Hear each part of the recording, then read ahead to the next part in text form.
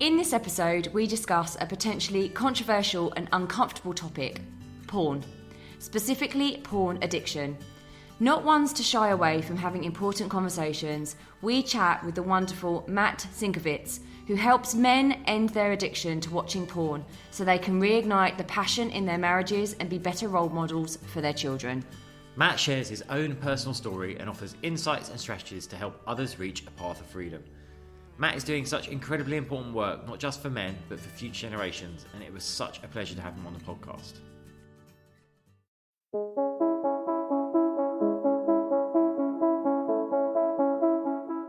Hi, I'm James Davis. And I'm Claire Davis. We're the Midlife Mentors, here to lift the lid on how to achieve health and happiness. The balanced, no-nonsense way.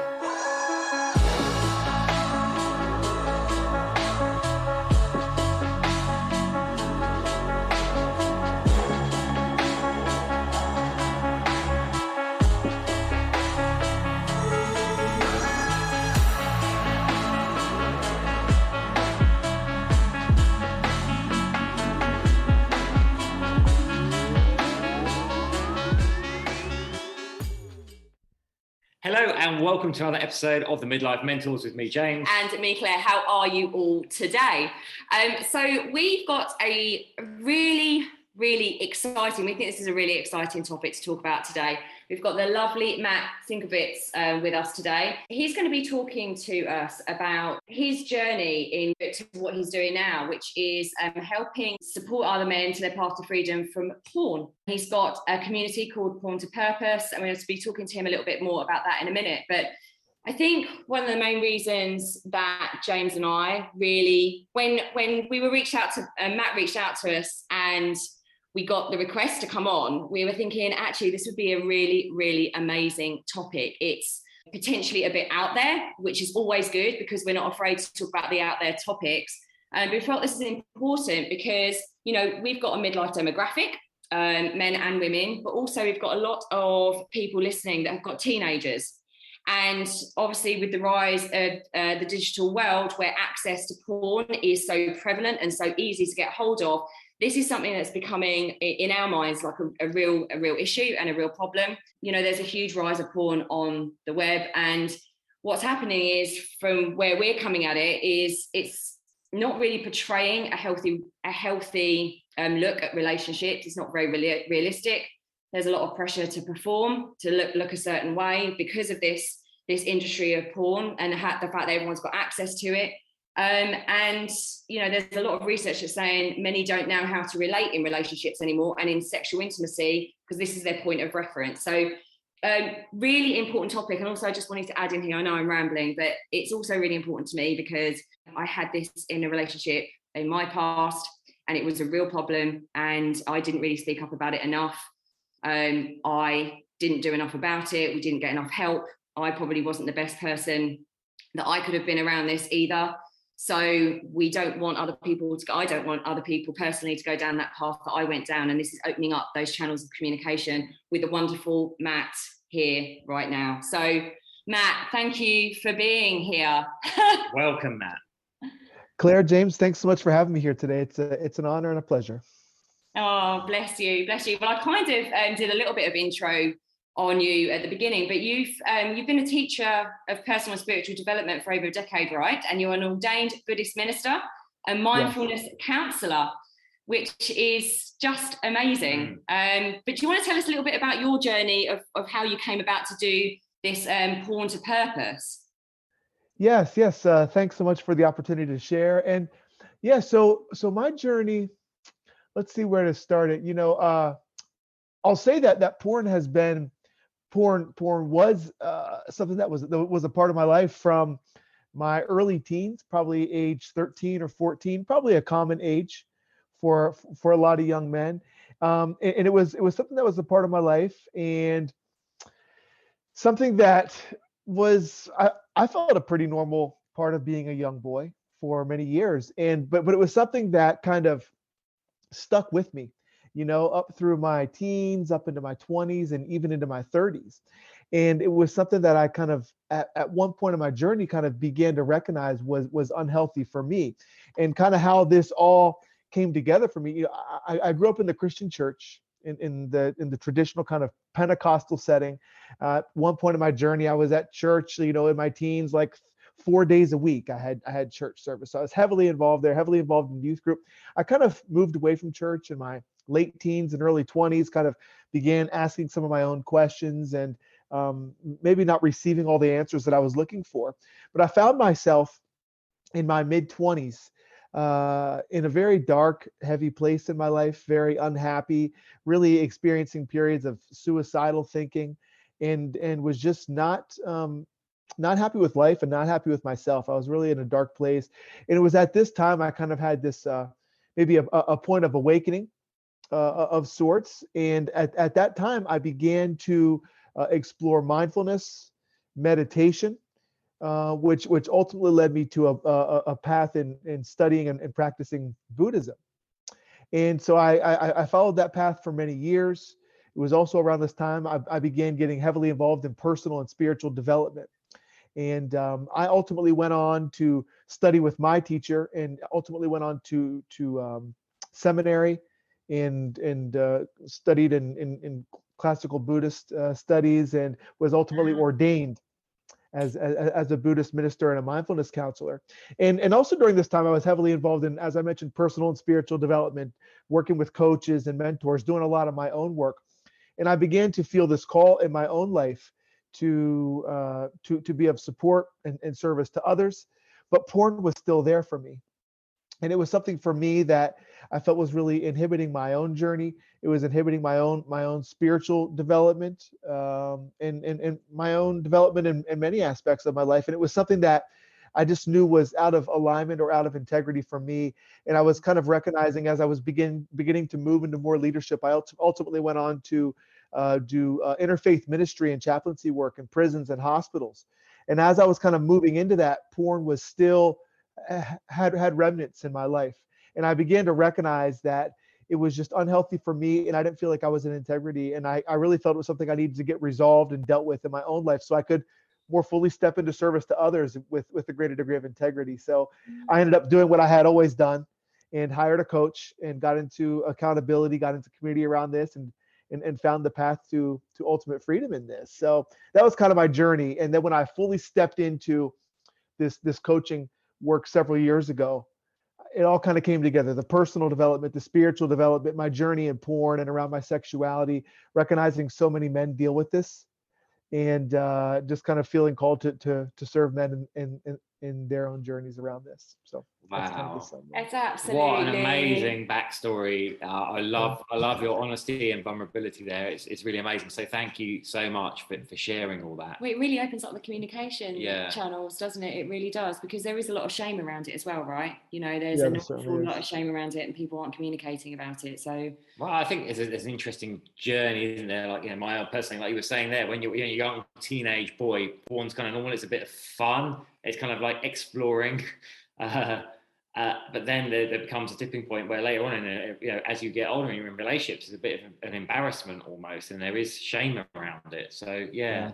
And I know that for our listeners, obviously, it's a tricky subject, because there's the impact of porn in your own relationship with each other, and also if you have children, how they might be getting into it and picking up on it, and how that could influence them. So pleased we've got you on here, Matt. thank you. Obviously, people do get addicted to porn. Why is that such a bad thing? Which might sound an odd question, but some people would be like, well, so I like porn, so what? Yep.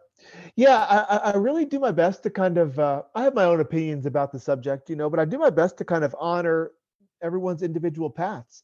So I run into a lot of people in this work who, whenever we connect, or however the conversation comes up, some people say, hey, you know what? I enjoy porn, and it's not an issue for me. And maybe I use it once a month, or oftentimes even women or a man will say, hey, you know what? We use it within our relationship. It's something that's healthy. We enjoy it. It's fun. Oftentimes women say, hey, you know what? I enjoy porn. It's not a problem for me. So I do my best not to just blanket it as a bad thing. I think it does ultimately create problems. And again, I have my own kind of opinions around it. But if one has a healthy relationship with it, generally speaking, then good for you. I'm here to more serve the men that it is problematic for. And I kind of look at it like this, some people can have a couple beers on the weekend and it doesn't turn into a problem for them. But some people, one drink turns into a big problem, and some people have a similar relationship with pornography. Some people can seem to maintain kind of a healthy relationship with it, a moderate relationship with it. It doesn't have this toxic effect. But for some people, it has a really toxic, damaging, kind of destructive effect. And it also turns into a really kind of compulsive, addictive type relationship. So that's kind of what I've seen with it. For some people, it's just really unhealthy and destructive. It reminds me of a conversation we were having yesterday with a neuroscientist who's also going to be on the podcast. And he was talking about the teenage brains. This is really interesting that we're having this conversation with you now, because he was talking about the teenage brain. And at that point, as teenagers, they might look like adults. They might be shaving. They might be, even at the age where they're having sex. But actually, their teenage brain is still molding and growing. And actually, they're constantly looking for the point of reference. And they're addicted. At this point, they're really, really susceptible to addiction because they are constantly seeking that dopamine hit. And actually, there's loads of research that says that once you've got a dopamine hit, you need more and more and more to get the same result and the same effect, which is the same as alcohol and other addictions. So if you're creating that addiction, which, sadly, from the stuff that we do hear about and see at teenage years, and it is boys and girls, it's not just guys, as you said, creating that sense of normality around porn and yet wanting more and wanting more and wanting more. You can see how when they get into adult life, it's a problem. Yeah, it's really this relationship with the brain, with the neurology of the brain, with the dopamine relationship. And yeah, just like with so many things, oftentimes we need more and more and more to satisfy us, just like a drug addict might need more and more or harder and harder drugs to satisfy them. It's a very similar relationship we see. So I've actually got a question around that. So moving on to that, it's a bit of a tricky question to ask, but when does it turn from a bit of fun into an addiction, and what defines that addiction? Because you said you have men coming to you that feel like they've got a problem. What's that tipping point? What's that normal tipping point? Yeah, the point at which we see it beginning to show up as a problem or an addiction in one's life, I would say, is whenever it starts having a negative impact on kind of the key areas of your life. It's affecting relationships, it's affecting work, it's affecting productivity, it's resulting in like maybe long periods of binging and focusing this energy in unhealthy ways. It becomes problematic whenever it creates emotional adverse impacts, feelings of guilt, of shame, of remorse, of regret. That's when we begin to see it problematic. We begin to see it as problematic whenever someone decides they want to quit, but they're unable to quit. They say, you know what, I don't like the way this feels. I don't really like the way I'm showing up in this area. And they make this commitment to stop, but they can't stop and they continue to return. Or maybe in relationships, Claire, I know you mentioned this had been something that you dealt with in the past. Maybe it's creating secrecy and lying within a relationship, or affecting the intimacy. Maybe the man's going to pornography, but then you're not engaging intimately in the relationship. Exactly that. That's what happened to me. It was the secrecy, and I tried to be incredibly. It was interesting. This has opened up conversations between James and I, and I look back now, and I wasn't open enough about how it was making me feel, and I wasn't, because I was scared actually of coming across as frigid. So this is from the woman's perspective. I was kind of scared about coming across as not being, every man. I was told every man watches it all the time, and you're frigid, and you shouldn't be stopping me watching it. So I actually adapted my behaviour, and I let him watch it on my laptop. And then I was seeing what he was watching on my laptop. And then the intimacy between us wasn't really there either. So it was creating real issues that ended up not being talked about. Yeah, that's ultimately what happens. I can't see it being being a healthy Agreed. part of a regular relationship, you know? No, exactly. Why do you think there's such a rise in the consumption of porn? And they're right, all the figures say that, consumption of porn, I think I've forgotten what billions-dollar industry it is now, but I mean, it's grown massively over the last like 20, 30 years, right? Yeah, it's really increasing exponentially, I think. And I think there are a couple reasons for that. I would say probably the advent of the internet and Yes. high-speed internet in the phone, in the home, and these phones in everyone's hand. I mean, the world is literally at your fingertips. You know, I'm lucky enough to have grown up and for a significant period and most of my youth, you know, my teens into high school, we didn't even have the internet in the house. I remember we didn't get the internet till I was maybe like 16 or 17. It was a big deal in the house. And even then Yeah. it was dial up, you know, the old school AOL Yeah. stuff. And it just wasn't the same. It was pictures if you could get your hands on anything. So I grew up. I remember the joy of sitting there, listening to the little hum, like, bzzz, and seeing Exactly. like slowly, pixel by pixel, 20 minutes later, Exactly. yes. Exactly. So I grew up, and you were lucky if you could get your hands on a Playboy magazine or a videotape or a DVD or something like that. So it was just less accessible, and maybe that was like maybe a healthier era if you want to put it some way. It wasn't at the touch of a finger available. So I think it became problematic for me, and I think it's become much more problematic today for the young men, especially, and men in general. It's the internet, it's high speed internet, it is the vast amount of pornography that is out there. It's the way, as we talked about earlier, you know, you need more and more and more. You need more graphic, more Mm. extreme content to kind of hit those arousal mechanisms. And so the genres become more and more Yeah. extreme and oftentimes Yeah. dark and oftentimes violent. Um, and another piece of the puzzle is that, and so you just need more and more and more. Another piece of the puzzle is that kids are getting their hands on it much earlier Mm. ages, you know. So I mean, I had a brother reach out to me just yesterday, sharing about how he just recently found his 8-year-old was consuming massive amounts of porn on their home computer and on their phone. Man. So he said, I couldn't believe he was watching a whole day's worth of porn, you know. So Oh, man. and so as we mentioned, you know, and these young minds, they're still these young brains are still developing. So kids are getting their hands on it much earlier, and it's also forming, I think, and molding kids' expectations and ideas of sex at a Yes. much earlier age. So yeah, really potentially unhealthy and problematic.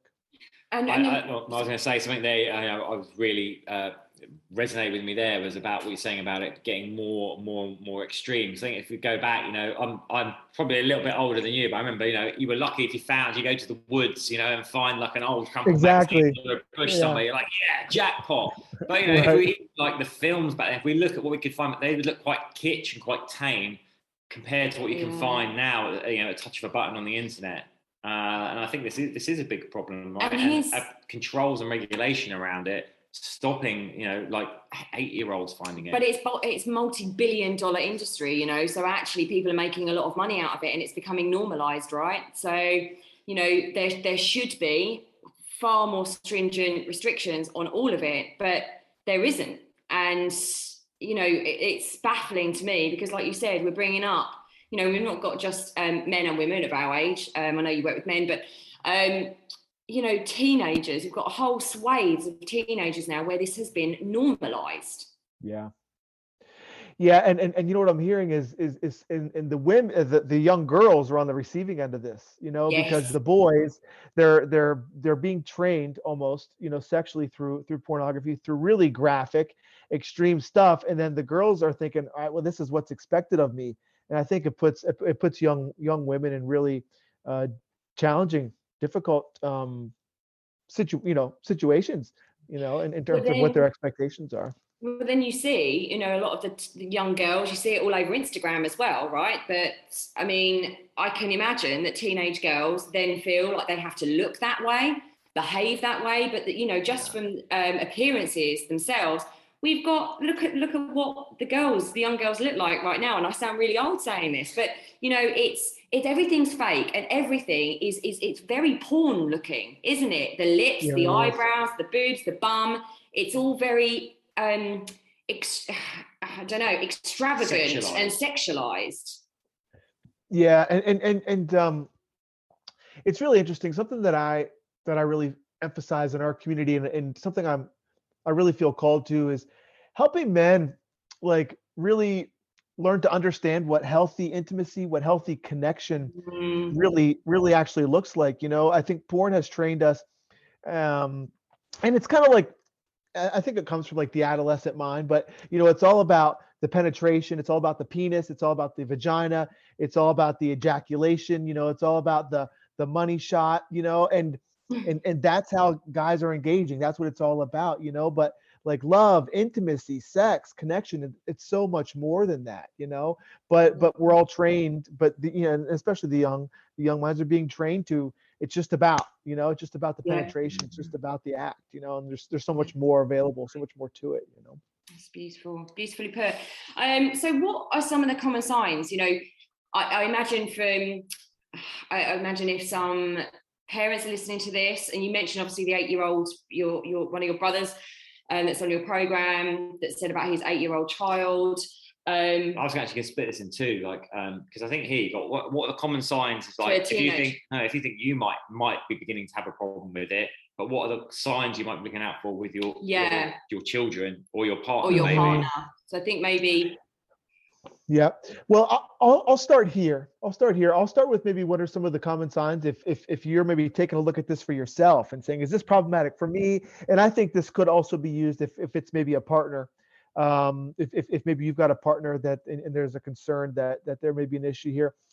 I think first and foremost is we have to look at the direct kind of immediate impact of this. Like, how does porn make you feel? This is an issue that obviously some people might say it makes me feel really good, but I think this is something that you have to be honest with yourself around.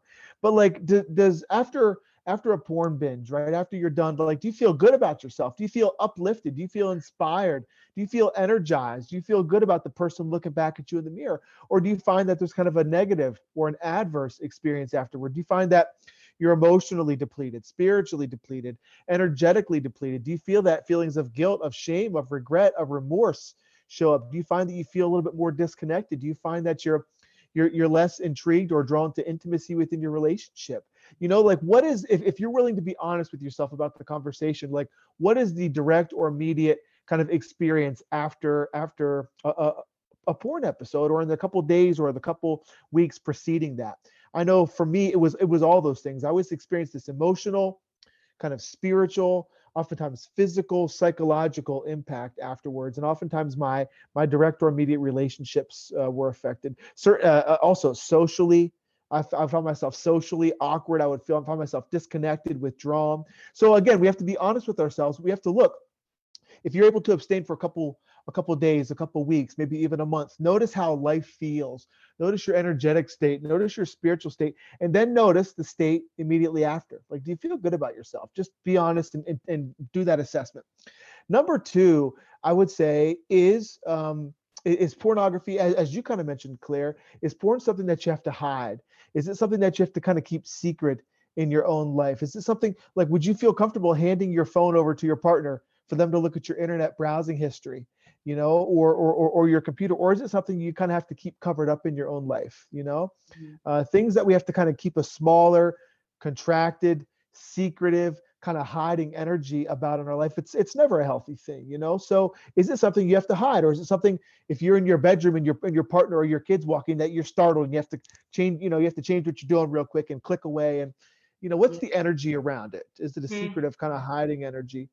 And number 3, I'll offer you this is, this is really clear and this is like so obvious, but is it something you've tried to quit, but you've been unable? Have you told yourself you wanted to quit? Have you said, you know what, I really don't like the way this makes me feel, I think I'm going to stop, but you've kind of experienced this compulsion and you find yourself back in front of that computer or back in front of that phone over and over again, and you don't seem to really have an ability to stop, even though you've maybe made the decision to at some point? Those would be a couple key indicators. And I suppose it's amazing just so strong coming across there, like such an important conversation. And I suppose, from a partner's perspective, if you're noticing that your partner's being secretive, or noticing that your partner's being withdrawn, or that they're behaving in a strange way, or that they're depleted of energy and they're not being intimate with you, whereas they were before, or those sorts of things are the things to look out for. I know we're going to go on to some tips actually later,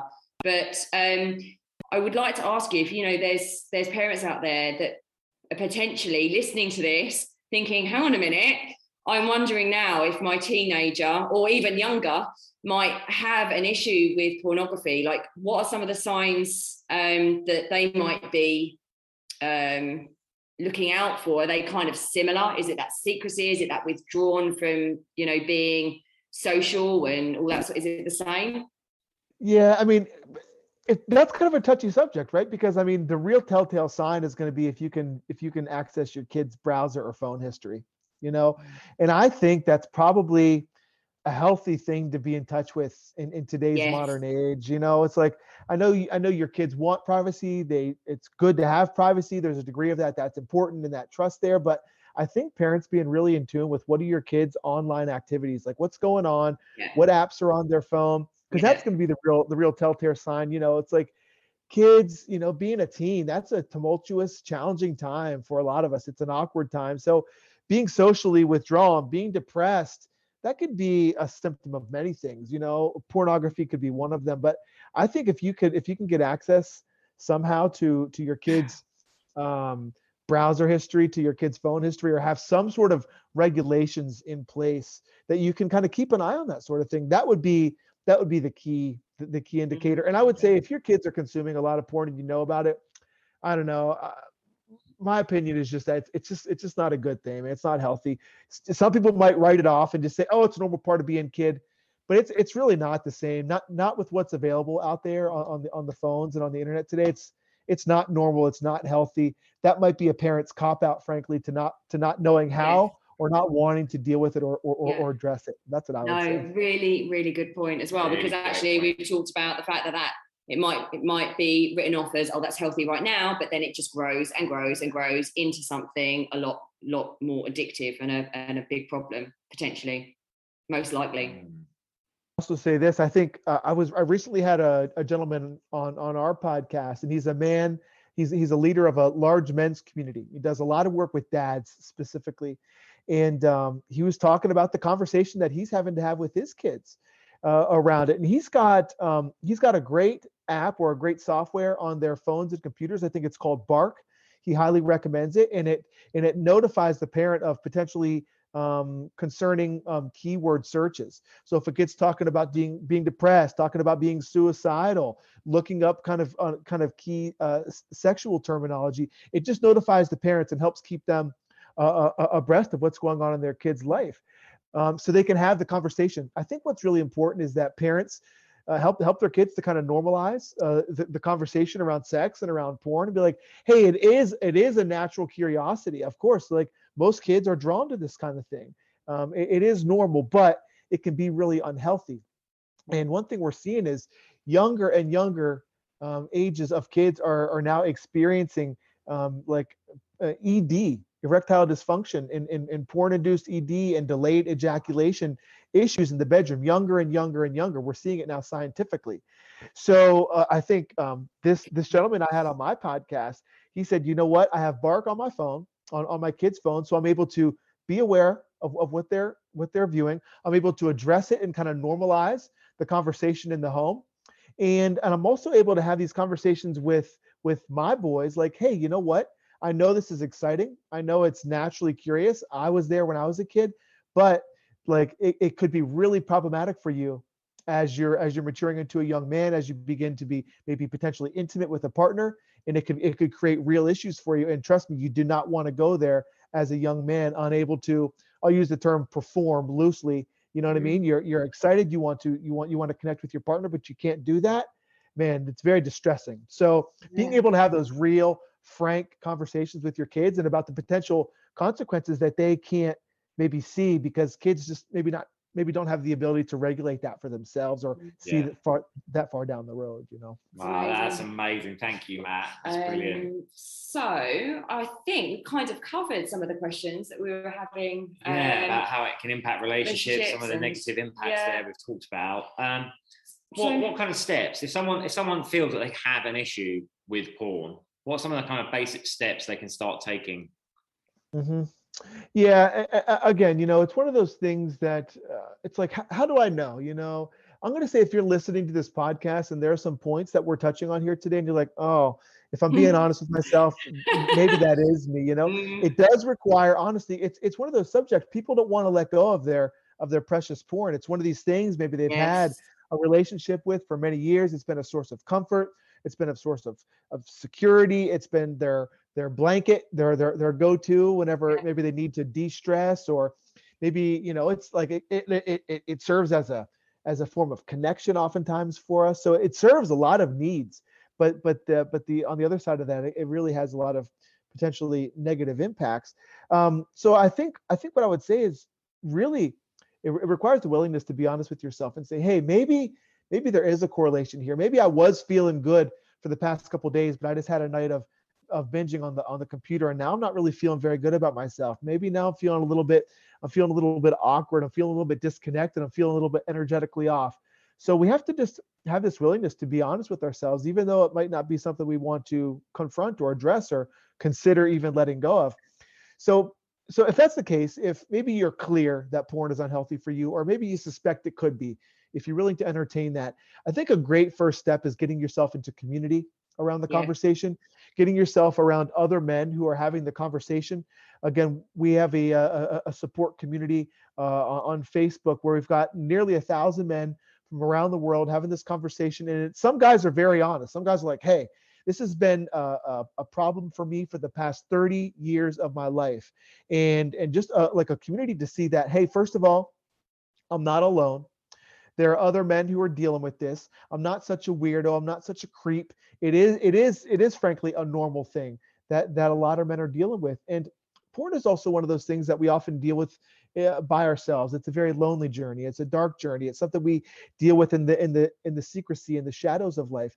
So if we can create a space for men to come in and, one, recognize they're not alone, but number two would be the next step, is just be able to get into some conversation and discussion around it and get it off your chest and ask some questions and converse with some other men who are on the same path. It's really therapeutic. It's really cathartic. So I think getting into community, and what community can also do is begin to lead you into some supportive and suggestive maybe course of action. Like, all right, what are some steps I can begin to take to begin to eradicate or make some shifts around this? So I think it could offer some great education and training. Community is a great place to start.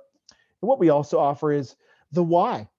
Why does it matter? Why is it important? Because if the why is not clear, our community is porn to purpose. So this whole purpose piece is like, what else do you want? If you're willing to be honest with yourself, and you recognize that porn is impacting your relationships, and you're not being intimate with your partner, you're watching porn and you're masturbating throughout the day, and then you get home, and then you're not feeling drawn to connect with your partner, but you desire a healthy connection in your relationship, you desire that intimacy. Well, that's a pretty powerful why. We've got to get clear on the ways that porn is impacting us, and what do we want to be experiencing differently, or what are we willing to commit to? If we want to be able to lead our children, our young boys, in this conversation, well, we have to be in integrity with it in our own lives. If we want to be an example to our daughters, around the men that we want to see in their lives, well, we have to model that in the first place. So that's a pretty powerful why. For me, porn was something that, again, was really, I felt, inhibiting me stepping into greater levels of purpose and service and the calling in my life. And I was like, recognizing it was sabotaging me. So I said, I've got to get this dealt with, because, so I think really getting clear on the why is also a really important piece of the puzzle. It's amazing. It's so powerful. I've got a question here about, so if you're a partner that is potentially seeing some of these signs and feeling quite alienated, feeling quite lonely in how they're experiencing their partner, and suspects that they might be consuming a lot of porn that's causing a lot of negative implications in the relationship, have you got any tips for how that person might approach the subject with their partner?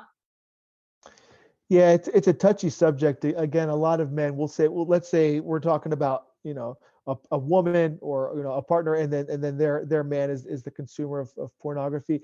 It's a touchy subject because a lot of times men don't want to talk about it. It's their thing. It's like, this is my thing, and I want to talk about it. I don't want to let it go. Also, again, oftentimes there's a lot of secrecy and shame around it, so they might not feel comfortable talking about it. But I think the most important thing you can do is get the conversation on the table, and create a safe space for the man to discuss it, to explore, to share it, because porn is one of those things that thrives, I think, in the darkness. And if we have to deal with it by ourselves, if there's secrecy, if there's shame, if there's not a safe space to discuss it, I think it can continue to thrive. So I think really doing your best to create a supportive, loving, understanding environment by which to explore it and share. I think that's a great starting point. Just trying to help the man maybe release some shame around it. But I also think this. I'm not sure exactly where you all go in terms of your support and your guidance to maybe partners in relationship, but also saying, hey, you know what? I'm not going to continue to tolerate this. Intimacy is important to me in the relationship, and I see you going over here, and I'm going to make a requirement. I'm gonna, it's important that we have this agreement, understanding a contract in our relationship that says, hey, intimacy is important to me, and I need to be sure that you're making steps in eradicating this from your own life, and really being intentional about focusing that energy here between us and cultivating that healthy connection. And really, I think creating some clear boundaries around what's acceptable within the relationship is really important, and holding firm in that. It's incredible to hear you say that, because obviously when I was experiencing it, I felt very alone. Like I said, I felt like I did take it very personally. Of course I took it personally, and it's very difficult, like creating that safe space where you can communicate openly. It's quite difficult when you're being triggered and you're feeling like it's quite a personal thing on you. But again, with what you're saying, with hindsight, and I can understand it looking backwards, there is so much shame, and it is in the shadows, and men want to hold on to it. Some men won't want to let go of it. And actually, that's when you set your boundaries down, but feel empowered as a woman to set those boundaries down and say, this is really important to me. But again, like what you're doing with men, but also hopefully with this podcast, is just opening up this conversation to make people feel like it's not alone, whether it's the man or the woman. And it's just really, really important and enlightening to have this conversation with you. It really is. Indeed. And I'm very appreciative to be sharing here with you today. I just want to offer this. I want to offer a call to the men, a call to the men to step into full responsibility and full accountability in their own lives. Our community, we really emphasize that. Where we focus on the work around the porn and the root relationship and what's really going on there, and we do that deep work. But we're also very much a personal and spiritual development community, and our work is about calling men into the men that they're supposed to be, the leaders that they're supposed to be, the responsibility that they're supposed to that they're called to in their own lives. So oftentimes we see men showing up in there, and they show up in this victim energy, and they show up in this shame cycle. They say, well, I have to go to porn because there's no intimacy in my relationship. But oftentimes they don't recognize that, maybe they've got this porn thing going on, so there's no intimacy, and then so that leads to the porn, and that leads to shame, and it keeps them in this unhealthy cycle. So it's like, men, you've got to take full responsibility, or I invite you to take full responsibility for your relationship and deal with the porn thing and see what shifts are available to you there. Because if you continue to play the victim, if you continue to say, well, I don't have the intimacy in my relationship, so I got to go to the porn. Well, take care of the porn and see what shifts are available to you inside of the relationship, and take ownership of that. And I'm sure that there's something available to you there if you're willing to take ownership. Oh, I love that, Matt. That's so powerful. Thank you for sharing that. That is a really powerful point to kind of bring it to a close on. Thank you so much. Thank you so much, Matt. Can you tell our listeners how they can find out a little bit more about you, how they can join your community if this has really resonated with them? Yes, thanks so much for that opportunity. So we're getting our website up and running. Primarily, we've really been an online community. On Facebook is where you can find us. So if you go to Facebook and you search Porn to Purpose, you can find our business page there. We also have a private group of nearly 1,000 men. We're about like 960 or so right now, men from around the world. It's a private community called Porn to Purpose. It's a men's only community, and they can join. It's also I do my best to make it a safe community. So I look at all the profiles that come and make sure it's all real people, and it's a safe space for men to come in and do the work. So we talked about community today, and that being a great first step.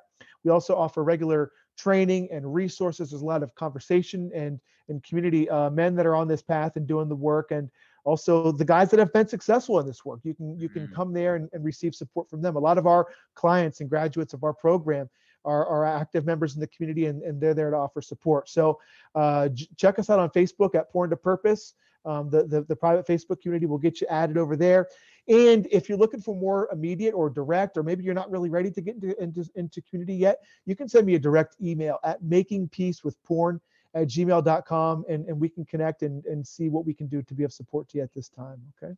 Awesome, Matt. Thank you. We'll put that Facebook group into the show notes and your email as well, so people can get in touch from the show notes as well. The work you're doing, Matt, is really important. It really is. So thank you for sharing your light and your gifts and helping men in the way that you are, and conversely, obviously helping relationships and families and everything. It's really important work. So thank you.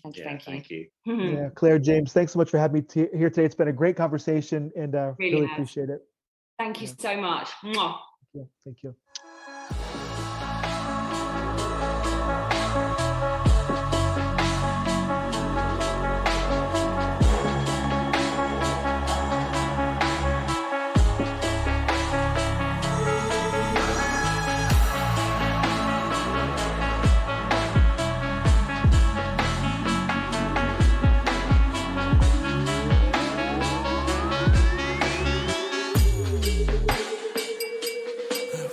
Yeah. You've been listening to the Midlife Mentors with Claire and James Davis.